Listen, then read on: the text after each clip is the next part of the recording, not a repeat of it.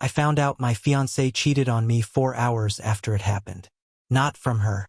From the sound of her crying through our apartment wall at 4 in the morning. We were supposed to get married in 30 days. The invitations were already out. My mother had already bought her dress. And I was about to find out that the woman I loved for 6 years had a secret she was never planning on telling me. My name doesn't matter. I'm 28. My fiancé is 27. We met in college, we built a life together, and for 6 years I never once thought about anyone else. Not once. She was my best friend before she was my fiancé. So when I tell you what I'm about to tell you, understand, this isn't some story about a girl who was never faithful. This is about the one night that changed everything. It started with a fight. A bad one. The kind where things get said that can't really be taken back. And that same night, she already had plans. A girls' night out downtown with her old college friends. She grabbed her purse, looked me dead in the eye, and walked out the door still angry. I didn't stop her.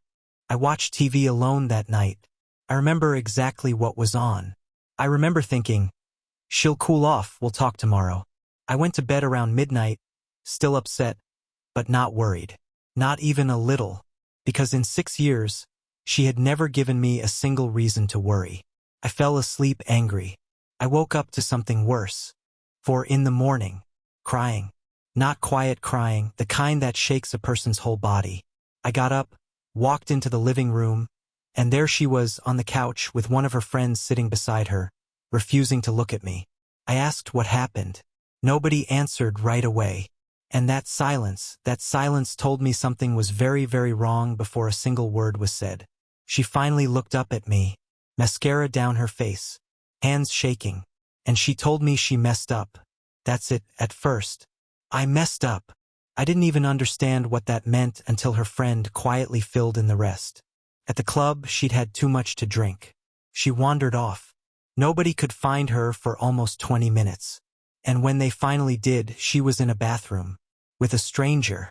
I want you to sit with that for a second. Because I had to. She begged me to forgive her right there on the spot. Told me it would never happen again. And before I could even process what she just said, she threw up on our living room floor. I didn't yell. I didn't cry. I just moved. I told her friend to go home. I picked my fiancé up off the couch, put her in our bed, and watched her pass out in the same sheets we were supposed to sleep in together for the rest of our lives. I did not sleep that night. I sat in the dark and I thought about 6 years. Every single one of them. Here's the part nobody warns you about. It's not the cheating that breaks you first. It's the week after. A full week where neither of us said a word about it. We ate breakfast together. We went to work. We slept in the same bed, 3 feet apart. Like 2 strangers pretending everything was fine. I started feeling physically sick. I didn't know if it was stress or something worse. I hadn't told my parents. They loved her. They'd already started calling her daughter. How do you destroy that? So a week later, I finally asked her the question I'd been too afraid to ask. What actually happened in that bathroom? And her answer changed everything again. She swore on everything, that it was just a kiss. That she stopped it herself the second she realized what she was doing. No sex. Nothing more. But if that was true, why couldn't she look me in the eye for 7 straight days? Why did her own friends describe her crying in a corner, repeating the same 3 words over and over? He's going to hate me. Everything is ruined. I'm so sorry. Those aren't the words of someone who just kissed a stranger for 10 seconds. Those are the words of someone confessing to something bigger.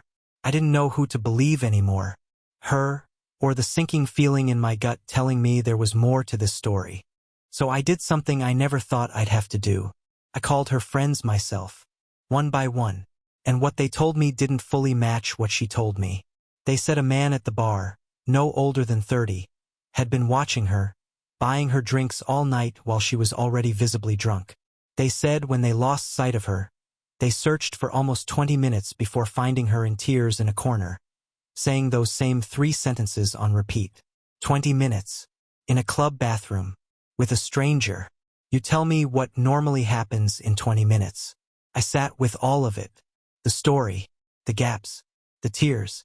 6 years of love against one night I couldn't fully explain. Here's what I decided. I'm not walking down the aisle in 30 days. That's done. But I also couldn't just erase 6 years overnight. So I gave her one condition and one condition only. Polygraph. Not because I wanted to trap her, because I needed to know if I was mourning a relationship over one kiss, or over something she was never planning to tell me the whole truth about.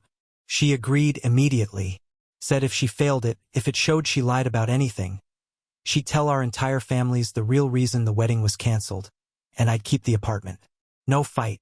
No excuses. 10 days later, we sat in a small office downtown with a man neither of us had ever met, wires taped to her fingers and her chest, a machine between us that was about to tell me more truth than she had in 10 days combined. He asked her the easy questions first. Her name, her age, where she worked, just to set the baseline. Then he asked the only question that mattered. Did you have any sexual contact with the man in that bathroom beyond kissing? I watched the needles.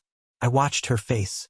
I watched 6 years of my life come down to a single line moving across a piece of paper. No. The line stayed steady. He asked it 2 more times, worded differently, trying to catch a lie hiding somewhere in the phrasing. Both times, the same answer. Both times, the needle barely moved. According to the examiner, she was telling the truth. It really was just a kiss. Nothing more. I thought passing that test would fix something in me. Didn't. I sat in that parking lot afterward and I cried harder than I had the entire 10 days combined, because now I couldn't even be angry the way I wanted to be. She hadn't lied. She really had stopped herself. She really did feel that guilty over one mistake.